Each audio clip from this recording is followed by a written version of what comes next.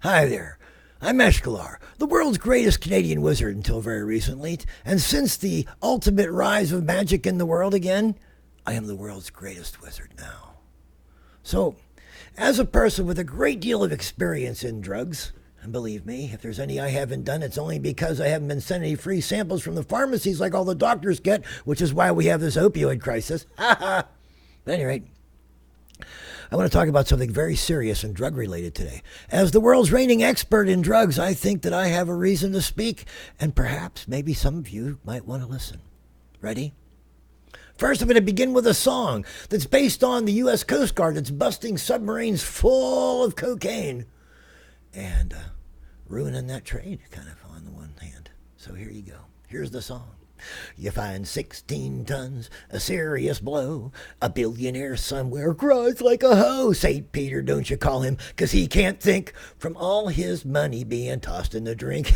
Pretty good, ain't it? Yeah, it is. I'm one of them guys that can do that stuff. Seriously, though, I got nothing against folks getting high. Hell, I've done it myself probably more times than most of the cities. But what I don't like is foreign nationals messing with our economy, our way of life, and our children's safety. Drug money wars over control of city streets by gangs supported by the heroin, cocaine, and meth trades have turned some parts of our biggest cities into war zones. That shit's gotta stop. Part of the problem is deep-rooted corruption inside our system, funded by foreign billionaires who don't give two shits what happens to us as long as they can profit on it. I'm not looking at you, oil companies, but I might next. So how can we get at it? That drug trade. How can we root it out in order to make our children safe? It's a big problem. Well, I feel like this. As long as booze and tobacco stay legal, and they will due to billionaire-fueled lobbies, we should go a step further to allow squeaky clean U.S. billionaires, there might be a few, to grow for our and medical use where applicable, coca, which we're not, opium, which we are despite our Afghan connection, and marijuana, simply to reduce violence, gangsta, and mob activity in our schools and the growth of corruption caused by foreign interests bribing our most vulnerable politicians. It's not a perfect solution.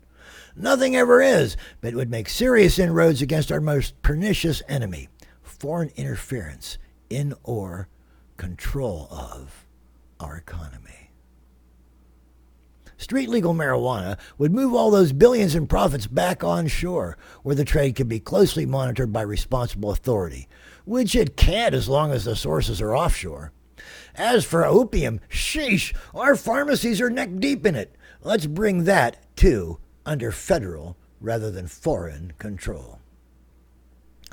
Cocaine, it's a different case. If you don't think I know about cocaine, well, I used to do what we called line dancing back in the 70s, where you dance for a while and you do a line, and you dance for a while and you do a line. See what I'm talking about?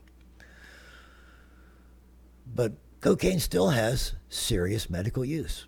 Its several derivatives, including procaine and novocaine, among others, are widely used in medicine even today.